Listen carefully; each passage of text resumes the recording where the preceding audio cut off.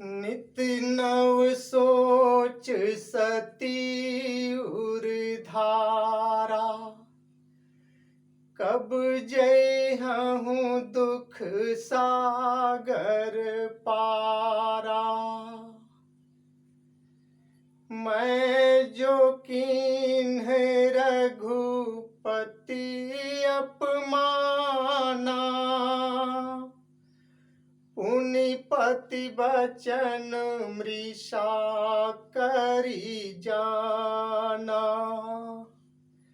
सती जी के हृदय में नित्य नया और भारी सोच हो रहा है कि मैं इस दुख समुद्र से कब पार जाऊंगी।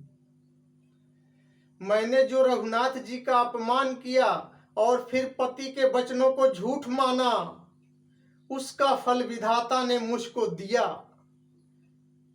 जो उचित ही था वही किया,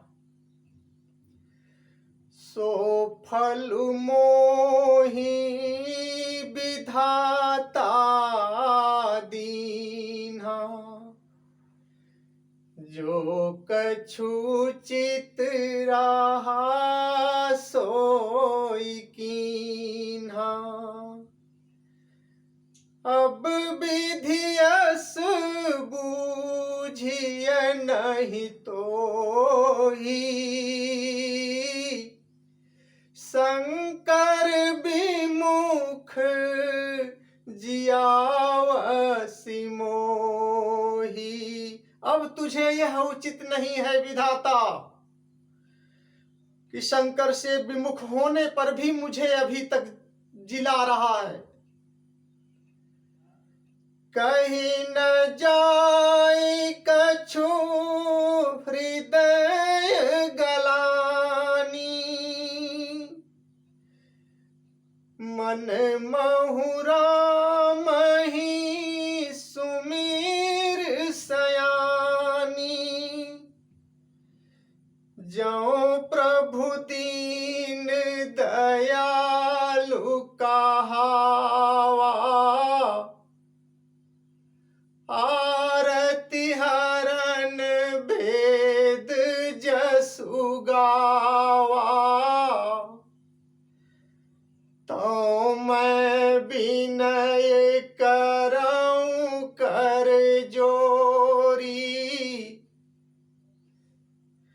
तो मैं विनय करऊं कर जोरी।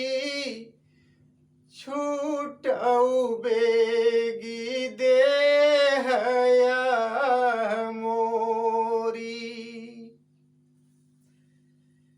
जो मोरे शिव चरण सनेहु, मन क्रम वचन सत्य व्रत एहु।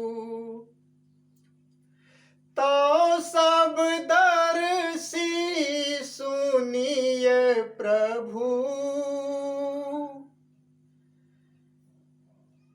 करऊ सो बेगी उपाय। होई मरनु जेहि बिनहि श्रम, दुसह विपत्ति बिहाई। सती जी कह रही हैं कि हे प्रभु, यदि आप दीन दयाल कहलाते हैं और वेदों ने आपका यश गाया है कि आप दुख को हरने वाले हैं, तो हे दीन दयाल, मैं हाथ जोड़कर आपसे विनती करती हूं कि मेरी यह देह जल्दी से जल्दी छूट जाए। यदि मेरा शिव जी के चरणों में सत्य प्रेम है और यह प्रेम का व्रत मन वचन और कर्म से सत्य है, तो हे प्रभु, हे सर्वदर्शी, सुनिए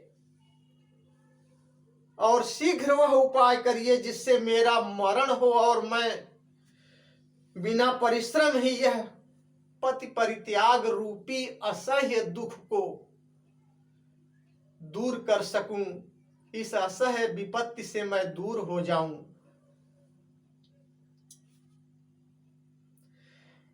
एहि विधि दुखित प्रजेश कुमारी,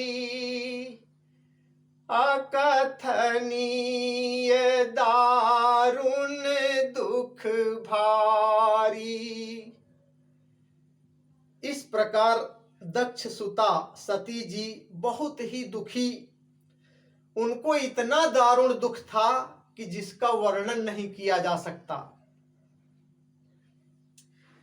बीते संबत सहस 87, तजी समाधि शंभु अविनाशी। राम नाम शिव सुमिरन लागे, जाने सती जगत पति जागे। जाई शंभु पद बंदनु कीन्हा, सन्मुख शंकरु आसनु दीन्हा। देखिए,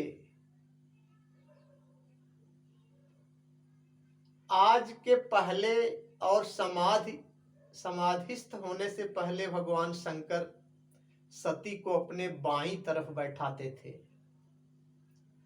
और आज 87,000 वर्ष बाद जब समाधि टूटी है तब देखिए सती जी को उन्होंने सन्मुख बैठाया, अपने ठीक सामने।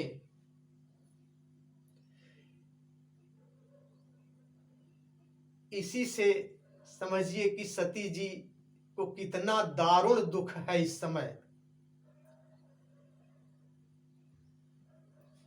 सन्मुख शंकरु आसनु दीन्हा, लगे कहन हरि कथा रसाला। दक्ष प्रजेश भय तेहि काला, देखा विधि विचारी सब लायक। दक्ष ही कीन्ह प्रजापति नायक। उन्होंने जाकर के शिव जी के चरणों में प्रणाम किया। शिव जी ने उनको बैठने के लिए सामने आसन दिया। शिव जी हरि की रसमयी कथा, श्री हरि विष्णु की रसमयी कथाएं कहने लगे। उसी समय की बात है कि दक्ष प्रजापतियों के नायक घोषित कर दिए गए, जो सती जी के पिताजी थे। ब्रह्मा जी ने सब प्रकार से योग्य जान करके दक्ष को प्रजापतियों का नायक बना दिया था। और जब दक्ष ने इतना बड़ा अधिकार पाया, तब उनके हृदय में अत्यंत अभिमान आ गया। किसी ने ठीक ही कहा है कि नहीं को वस जन्मा जग माही, प्रभुता पाई जाय मद नाही। दक्ष लिए मुनि बोली सब करन लगे बड़ जाग। नेवते सादर सकल सुर, जे पावत मख भाग। इसी अभिमान ने दक्ष ने यज्ञ का बहुत बड़ा आयोजन किया, और सभी देवताओं, किन्नर, सिद्ध सबको उन्होंने न्योता दे दिया। उनको उन्होंने नेवत दिया जो यज्ञ भाग के अधिकारी माने जाते हैं।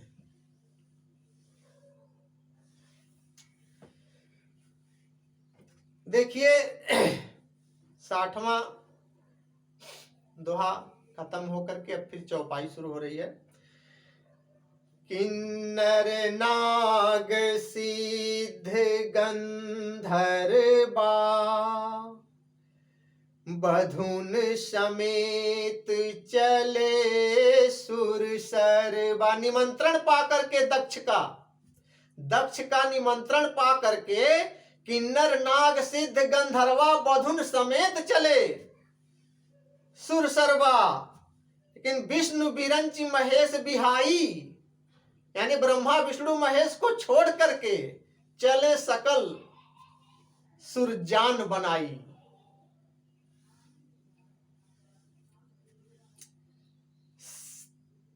सभी लोग, सभी देवता अपने अपने विमान को सजा करके उसी कैलाश पर्वत के ऊपर से, गंधमादन पर्वत के ऊपर से होकर के जा रहे हैं।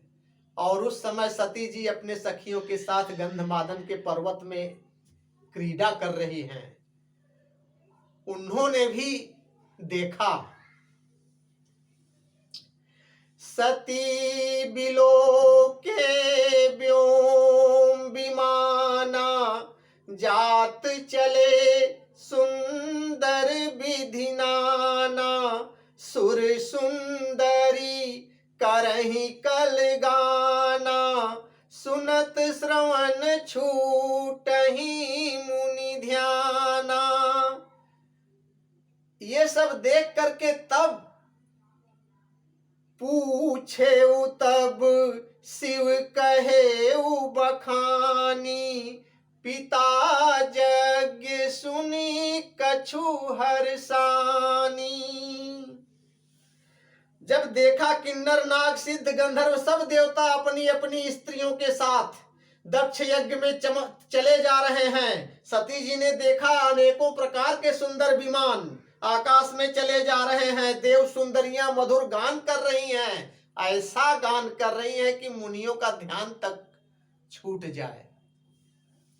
सती जी ने विमानों में देवताओं के जाने का कारण पूछा शिव जी से। तब शिव जी ने बतलाया कि आप ही के पिता के यज्ञ में ये लोग जा रहे हैं। सुनकर तो सती जी प्रसन्न हुई, लेकिन तुरंत फिर सोचने लगी।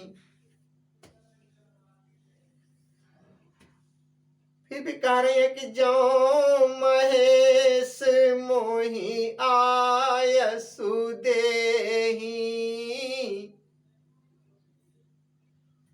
जो महेश मोहि आयसु देहि।